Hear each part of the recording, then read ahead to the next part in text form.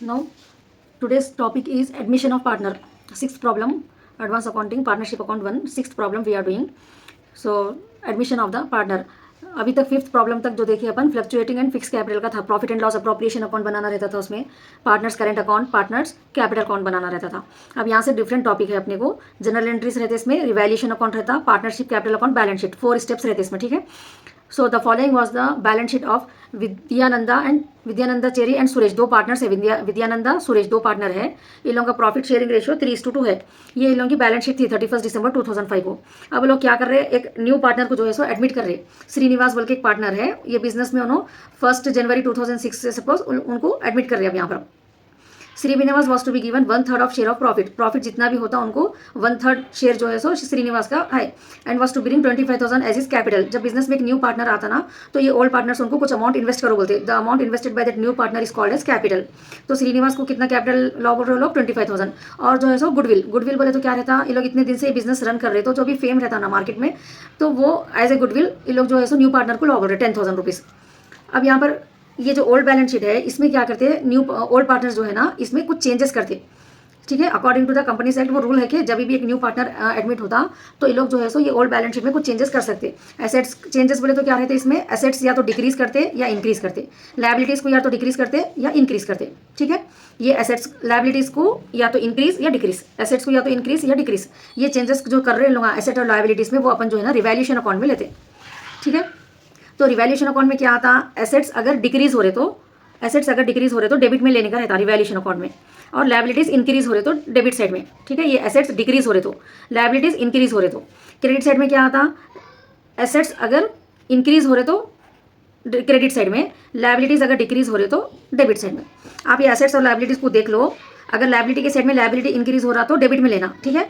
Asset decrease हो रहा तो या डेबिट में ले रहे। एसेट कहाँ का आइटम है, ये क्रेडिट का है, अगर एसेट्स इंक्रीज हो रहा तो अपन उसको क्रेडिट में लेना, लायबिलिटी डिक्रीज अगर ऑपोजिट साइड में अगर हो रहा वो डिक्रीज में, तो क्रेडिट में आ जाता, ठीक है। ये जस्ट एक हिंट है आप लोगों को याद रहने के लिए।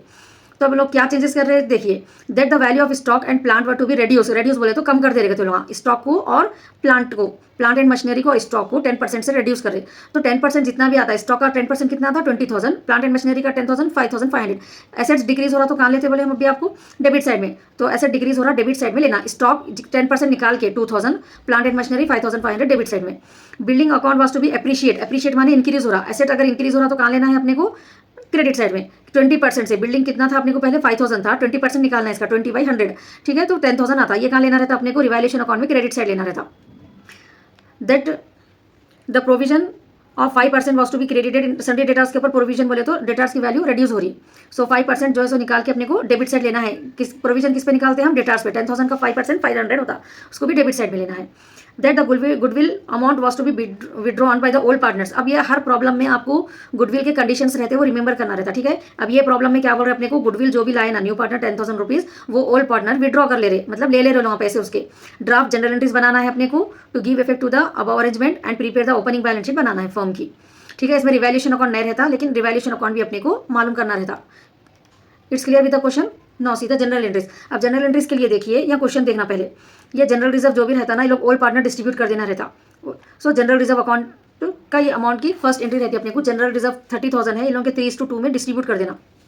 तो पहली जनरल एंट्री क्या आती है, जनरल रिजर्व जो भी रहता ना क्वेश्चन में, वो ओल्ड पार्टनर्स डिस्ट्रीब्यूट कर लेते। तो general reserve account data to Vidyananda capital account to Suresh capital account. Journal entries का प्रोफार्मा मालूम है ना, date particular self amount debit credit, same journal entries का जो फर्स्ट ईयर में करते हैं हम, वही प्रोफार्मा रहता है इंटर में जो फर्स्ट ईयर में करे सो। तो general reserve account data 30,000 general reserve था, ये दोनों पार्टनर में डिस्ट्रीब्यूट करे, 3:2 रेशियो है। 30,000 इंटू 3/5 करो आप, यू विल गेट 18,000। 30,000 इंटू 2/5 करो, 12,000 आता, टू सुरेश कैपिटल बोल के 12,000। क्लियर हो गया। 30,000 अपने को क्वेश्चन में दिया ये अमाउंट, 3/5 करे तो विद्यानंदा का आ रहा, 2/5 करे तो सुरेश का आ रहा। It's clear. अब श्रीनिवास जो न्यू पार्टनर थे, उन्होंने क्या करे, 25,000 कैपिटल के लाए और 10,000 गुडविल के लाए ना, तो कंपनी के में बैंक का जो अमाउंट रहता वो अमाउंट बढ़ जा रहा वो, ठीक है। बैंक क्या रहता अपने को, एसेट्स रहता ना, एसेट्स अब इंक्रीज हो जा रहा। सो बैंक अमाउंट रिसीव हो रहा, बैंक अकाउंट डेटा किस वजह से हो रहा, वो श्रीनिवास के कैपिटल की वजह से। So bank account data to Srinivas capital account, Srinivas bring goodwill and capital, 25,000 goodwill लाए उन्होंने, 10,000 कैपिटल लाए। अब ये प्रॉब्लम में जो है ना अपने को गुडविल विड्रॉ कर ले रहे बोल के है क्लियरली, तो ये एंट्री आती अगर पार्टनर्स गुडविल विड्रॉ कर लिए तो, ठीक है। Srinivas capital account data to Vidyananda capital Suresh capital, goodwill कितना था 10,000 था, ठीक है ना। ये क्या ले रहे हैं अपन, 10,000 क्या ले रहे हैं अपन, ये गुडविल ले रहे, ठीक है। तो गुडविल ये 10,000 3/5 करिए आप, 6,000 आता, 2/5 करिए 4,000, वही ऑलरेडी उन लोगों का जो रेशियो दिया ना क्वेश्चन में, वो रेशियो में अपन ये दोनों को डिस्ट्रीब्यूट करना रहता। Now Vidyananda capital account debtor, Suresh capital account debtor to bank account, ये 10,000 रुपीज़ जो है सो इन लोगों में ये डिस्ट्रीब्यूट की एक एंट्री रहती। अब ये बैंक में से चले जा रहे पैसे, ठीक है ना, उन लोग विड्रॉ कर ले रहे बोल के चले जा रहे ना पैसे बैंक में से, तो कितने विद्यानंदा को जा रहे 6,000 और सुरेश को 4,000 दे रहे, बैंक क्या हो जा रहा अपने पास से क्रेडिट हो जा रहा वो। अब एसेट्स के यहाँ तक समझ में आ गया। पहली जनरल रिजर्व लिए अपन, डिस्ट्रीब्यूट कर दिए। उसके बाद उन्होंने कैपिटल और गुडविल जितना लाए, न्यू पार्टनर वो लिए हम। गुडविल जो है सो इन लोगों को ट्रांसफर करे खाली पहले कि श्रीनिवास का जो गुडविल था 10,000, विद्यानंदा को 6,000 आ रहा, 4,000 सुरेश को आ रहा बोल के। अब इन लोग ले रहे पैसे, वो विड्रॉ कर रहे बोल के है क्वेश्चन में, तो अपने को बैंक को क्रेडिट कर रहे बोल के दिखा रही है 4 एंट्रीज। अब यहाँ से आपको जो एसेट्स इंक्रीज डिक्रीज होते ना, उसकी एंट्री रहती। रिवैल्यूएशन अकाउंट में अपन क्या करना है, एसेट्स अगर डिक्रीज हुए तो डेबिट में लेना है, तो एंट्री क्या होती है उसकी, revaluation account data to stock account, ठीक है। स्टॉक डिक्रीज अगर हो रहा तो एंट्री क्या हो रही थी, revaluation account data to stock होती थी। प्लांट एंड मशीनरी भी डिक्रीज हो रहा तो revaluation account data to plant and machinery account 5,500, 10% निकाल के लेना। 20,000 का 10% दिया अपने को 2,000 और इसका 55,000 का 10% 5,500। फिर डेटार्स के ऊपर 5% निकाले तो 500 आता, 10,000 इंटू 5% करो आप 500। So revaluation account data to provision for doubtful debts. फिर building account data to, building क्या हो रहा है, इंक्रीज हो रहा है, एसेट्स क्या हो रहा, इंक्रीज हो रहा तो एंट्री क्या हो जाती है, building account data to revaluation account हो जाती है 10,000, ठीक है, 10,000 है ये।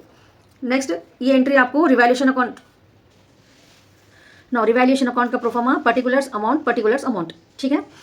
एसेट्स इंक्रीज हुआ ना बिल्डिंग, तो बाई बिल्डिंग 10,000 क्रेडिट साइड में लेना। डिक्रीज क्या क्या हुआ, assets to stock account 2,000, plant and machinery 5,500, provision for doubtful debts 500, ठीक है ना। अब ये 10,000 में से जो है ये टोटल 2,000 7,500 500 ऐड करो और 8,000, तो यहाँ पर 10,000 में से जो है ना ये अमाउंट को अपन माइनस करने के बाद आपको 2,000 प्रॉफिट बचता है यहाँ पर, ठीक है। ये तीनों का टोटल 8,000 हो रहा, 10,000 माइनस 8,000 करो 2,000 आता। ये 2,000 को क्या करना है अपने को, विद्यानंदा को और सुरेश को जो है सो डिस्ट्रीब्यूट करने का ये प्रॉफिट। तो विद्यानंदा को कितना आता, 2,000 इंटू 3/5 1,200 आता प्रॉफिट। रिवैल्यूएशन का ये चेंजेस करने के बाद जो प्रॉफिट आता, ये सिर्फ ओल्ड पार्टनर्स को डिस्ट्रीब्यूट करते अपन, ठीक है ना।